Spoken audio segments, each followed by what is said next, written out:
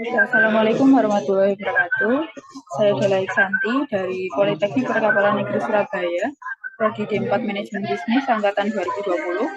Di sini saya akan mempresentasikan hasil tugas saya yang berjudul Analisis Sistem Informasi Manajemen Aset Studi Kasus Bapeda Kabupaten Pegunungan Bintang, Papua.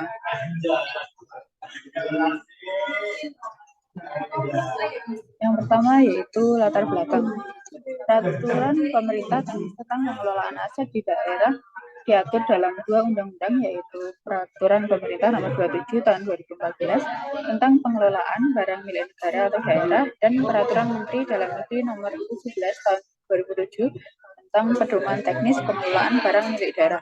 Peraturan tersebut dimaksudkan agar semua organisasi pemerintah dalam mengelola dan menata usahakan barang milik daerah terlaksana sesuai dengan fungsi dan tugasnya. Pengelolaan aset yang terencana, terintegrasi, dan sanggup menyediakan data dan informasi dalam tempo yang singkat merupakan tujuan dari manajemen aset. Sistem Informasi Manajemen Aset atau SIMA dibutuhkan untuk menunjang pelaksanaan inventarisasi aset. Selain itu juga sistem tersebut bermanfaat untuk menghasilkan laporan pertanggungjawaban. Dengan demikian, Bapeda Pegunungan Bintang memerlukan suatu aset SIMA yang dapat membantu dalam proses manajemen barang milik daerah. Dan selanjutnya merupakan perumusan masalah. Berdasarkan latar belakang, maka dirumuskan masalah dalam penelitian ini, yaitu bagaimana membangun sebuah SIMA untuk mendukung manajemen aset di Bapeda Pegunungan Bintang, Papua. Dengan batasan masalah dalam penelitian ini cukup luas sesuai dengan aturan Kemendagri Nomor 17 Tahun 2007 tentang pengolahan aset daerah. Oleh karena itu, dibutuhkan batasan masalah agar penelitian ini lebih fokus dan tidak meluas. Adapun batasan masalah pada penelitian ini adalah yang pertama, studi kasus. Penelitian ini dilakukan di Bapeda Pegunungan Bintang, Papua. Nomor 2, pendataan kartu inventaris barang atau KIB A, B, C, D, E, dan F.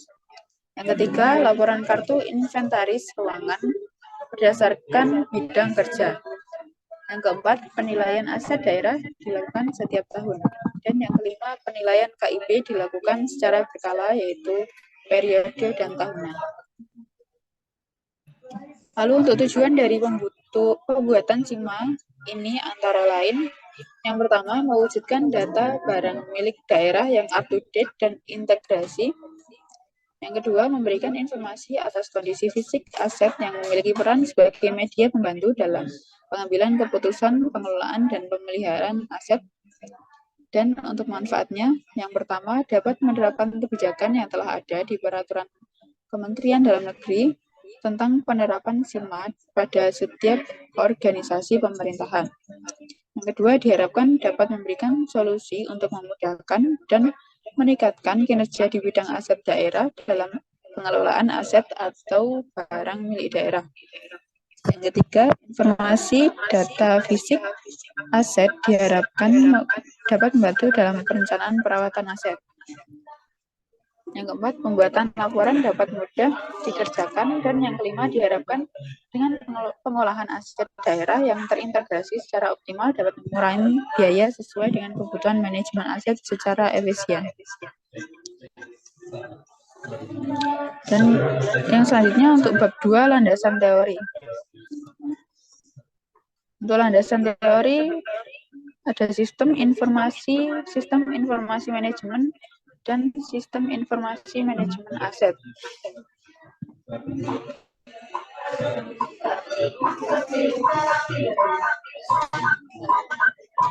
Selanjutnya adalah Software Development Life Cycle atau SDLC.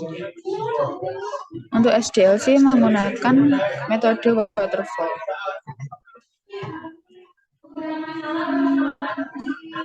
Lalu yang selanjutnya bab 3, analisis dan perancangan sistem. Tahap analisis sistem meliputi dua kegiatan utama yang akan dijelaskan di bawah ini. Yang pertama, requirements modeling, menjelaskan kebutuhan permodelan yang melibatkan pencari fakta untuk menjelaskan sistem saat ini dan kebutuhan software dan hardware untuk sistem baru seperti output, input, proses, kinerja, dan keamanan. Yang kedua, proses modeling. Membahas permodelan proses atau fungsi dengan menggunakan use case untuk menggambarkan fungsi apa saja yang ada pada sistem. Pada akhir tahap analisis sistem, output akan menjadi model perancangan sistem berdasarkan tahapan di atas bersamaan dengan activity diagram, relasi, dan struktur tabel data.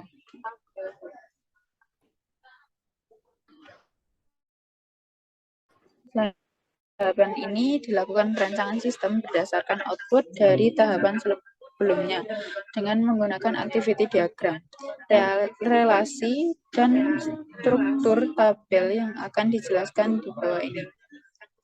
Yang pertama, activity diagram menjelaskan tentang bagaimana pengguna berinteraksi dengan sistem, dan yang kedua, relasi dan struktur tabel menggambarkan tabel-tabel yang digunakan pada sistem.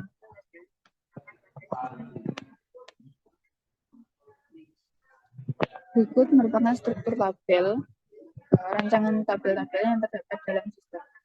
Yang pertama, tabel DM_golongan. Untuk tabel ini merupakan tabel yang menyimpan data kode golongan barang.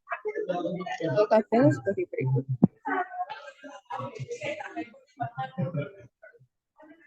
Lalu yang kedua ada tabel DM_bidang. Tabel ini merupakan tabel yang menyimpan data kode bidang barang. Untuk tabelnya seperti berikut. Selain tabel-tabel tadi, ada juga beberapa rancangan-rancangan tabel lain yang terdapat dalam sistem, seperti yang telah disebutkan di PPT.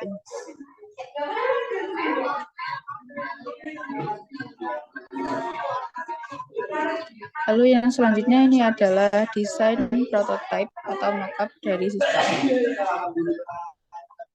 Yang pertama ada tampilan login, lalu ada dashboard, dan tampilan-tampilan lain.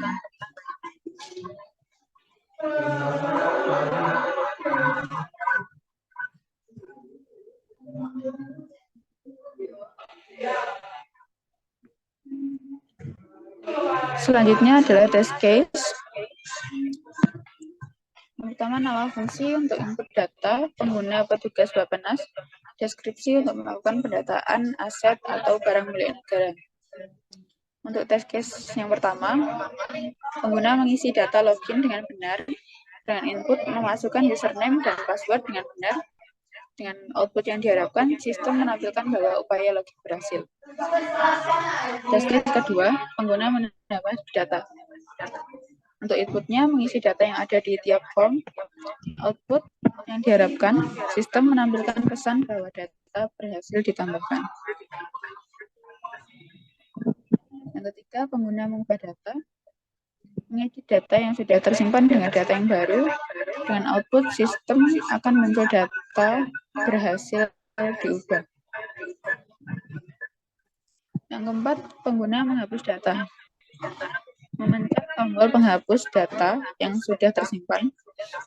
Dengan output, sistem menampilkan pesan konfirmasi berisi dua pilihan aksi, yaitu OK dan Cancel. Untuk yang kelima, pengguna tidak mengisi data login. Dengan kolom username maupun password tidak diisi.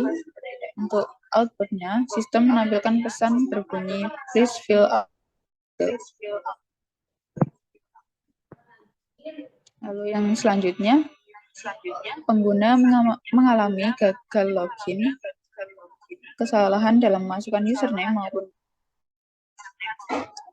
dengan output, sistem menampilkan pesan berbunyi invalid username or password. Lalu yang terakhir, pengguna tidak mengisi salah satu form, satu atau semua form tidak diisi data. Untuk outputnya, sistem menampilkan pesan berbunyi please fill out this field.